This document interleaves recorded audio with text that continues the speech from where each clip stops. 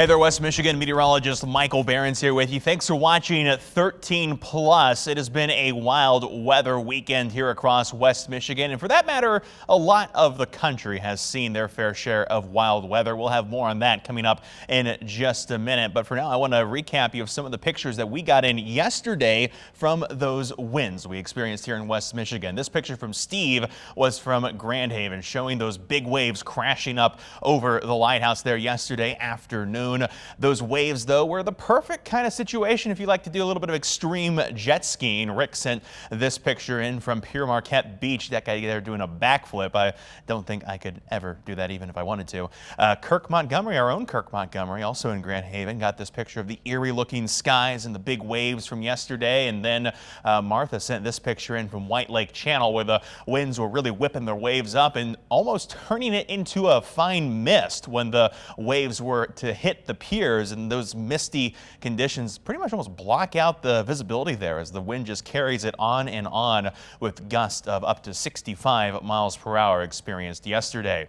Of course, we always love to share your photos and videos here at 13 on your side. You can send them to me on social media, Meteorologist Michael Behrens on Facebook and at Mike Behrens WX on Twitter and on Instagram.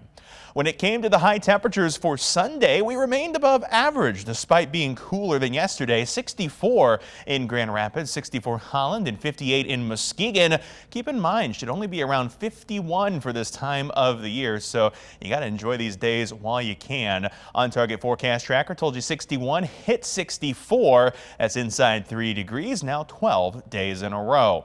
Forecast for tomorrow, not nearly as mild as today. That's why 13 Weather Ball is lit up in blue as those cooler temperatures are in view.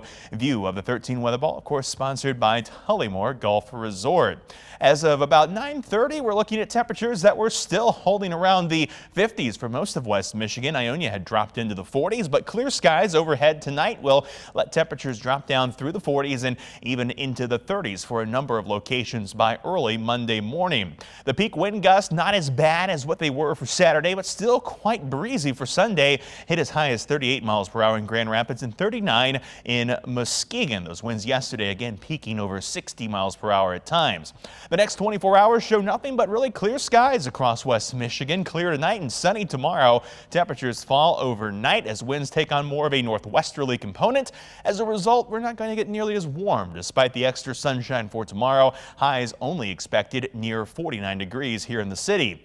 Overnight tonight, we're calling that low 39 with mostly clear skies as winds start to make that shift. Temperatures will fall. 49 for your high on Monday, with Tuesday bringing in a little bit of warmer weather, just a bit above average, mostly sunny, and 53 for Election Day. The radar across West Michigan is quiet with a little bit of cloud cover that's working its way through the region, but most of this going to dissipate as we head through tonight. Mostly clear skies are what's expected here in West Michigan. Those mostly clear skies will continue into Monday morning with, again, that northwesterly flow going to keep temperatures on the cooler side despite crystal clear skies and nothing but sunshine in your forecast for Monday. Monday night does bring in a little bit more cloud cover, but still mostly clear. Winds move across the dial from the north to more of a northeasterly direction. By the time we head into Tuesday, those temperatures and those winds will warm up some as we head through the day on Tuesday, with by Tuesday evening a more east-southeasterly flow taking over. That's really going to take on more of a southerly flow completely as we head toward Wednesday, and that'll let temperatures keep rising. As we head into Tuesday night, a few more clouds do pop up. That pattern continues as we head into Wednesday with partly cloudy skies expected, possibly some showers in our northern counties. I think Grand Rapids, Muskegon, Holland to the south, all of us should really stay dry, but our northern regions up toward US 10 may see a shower as we head through Wednesday afternoon. But that's going to be about it for rain chances until we get to Friday. We'll keep the cloud cover around, partly cloudy through Wednesday night with rain to the north. The UP and northern portions of Michigan also have rain chances as we head toward Thursday, but it won't be till the cold front comes through that we see our rain chances across the rest of Michigan. But this system itself, while it's going to pack a big dip in temperatures, it's not got a lot of moisture coming with it. In fact, most of the rainfall falls apart as we head toward Friday when scattered showers will be possible, but the temperatures behind this front will really just be a shock to the system. We're going to see falling temperatures throughout the day on Friday, and by the time we head into Saturday, some scattered rain and snow coming off Lake Michigan will be possible across the region. You can even see some more intense bands that could come across the 94 corridor off of Lake Michigan. Of course, we'll have to keep a close eye on that as we head toward next weekend. Too early to say anything for certain at the moment. Those chances will continue into Sunday before fading out as we head into not this Monday, but next Monday. When it comes to temperatures as we head into, well, the overnight hours tonight and into the early part of this Monday, we'll be looking at 30s and 40s across West Michigan. We'll see those temperatures more toward the 30s for the inland areas to the north, with a low tonight expected around 39 in Grand Rapids, 41 in Kalamazoo. Tomorrow, temperatures notably cooler than today, only in the 40s for most of the lakeshore despite the sunshine. We'll see temperatures in the 40s for our northern zones, with temperatures that'll start to creep toward the low 50s from Grand Rapids down to Kalamazoo. 13 on your side, 10-day outlook. That shows temperatures that have a lot of ups and downs for this week. In fact, we get as warm as 71 by Thursday. Temperatures well above average thanks to some breezy southerly flow coming in. But as that cold front approaches on Friday, Veterans Day, temperatures fall, highs only in the 30s for next weekend, with those rain and snow chances both on Saturday and on Sunday. And unfortunately, as of right now, that forecast doesn't recover. Temperatures stay in the 30s as we head into the end of the 10-day forecast.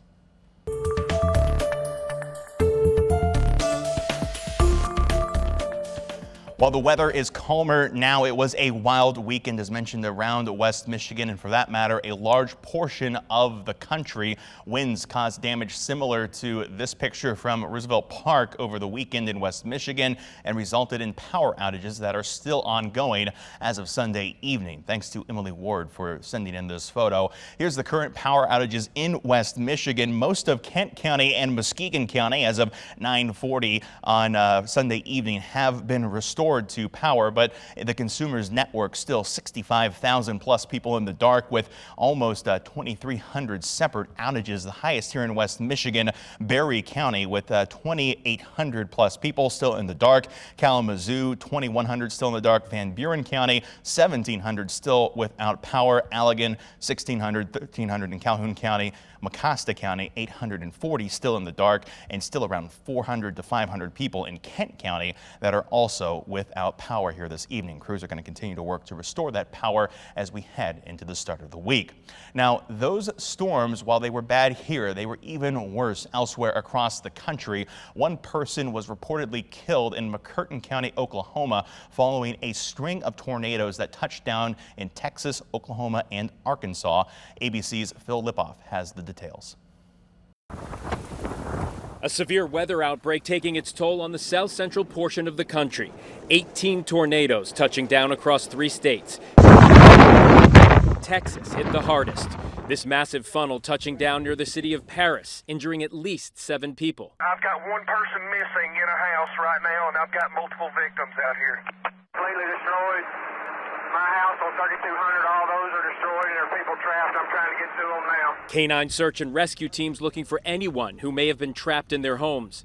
In Powderly, Texas, the storm flipping this home and moving it 50 yards away from its foundation. Sisters Pamela and Caitlin surveying the damage. A lot of memories, a lot of stuff I can't replace. There's so many pictures and things that I just won't be able to get back. Yeah, and it's where we grew up, so it's sad.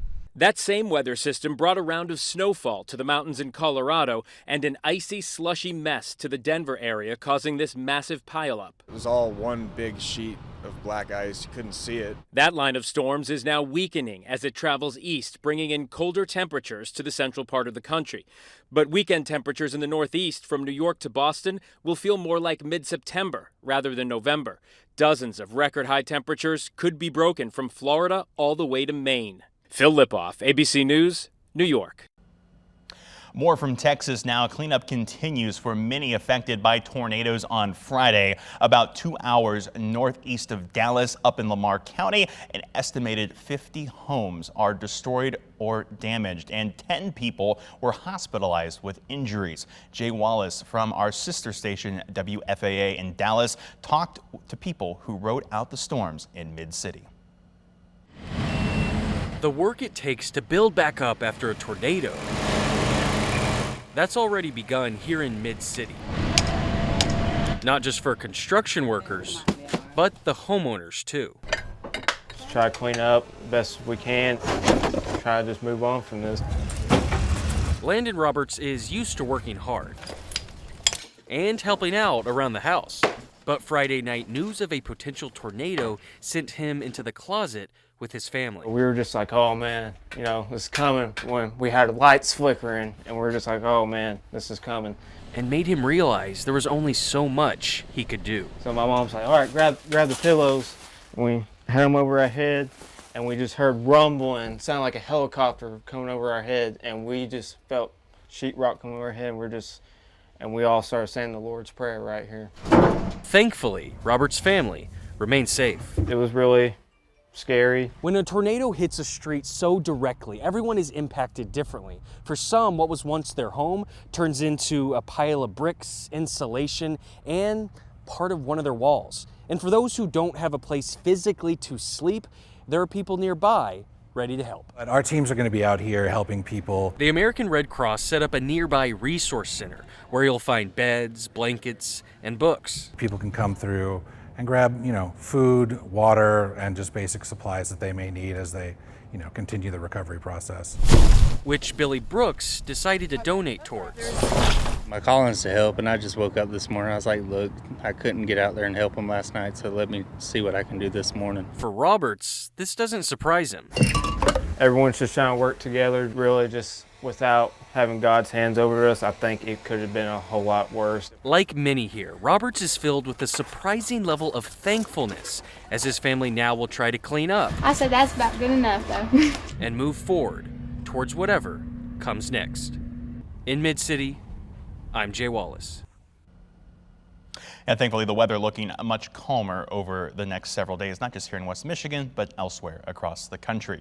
Well, this has been your 13 Weather Plus. Again, thanks for watching 13 Plus. I'm meteorologist Michael Behrens. If you would like more news and weather information, go to 13onyourside.com or download 13 On Your Side news and weather apps.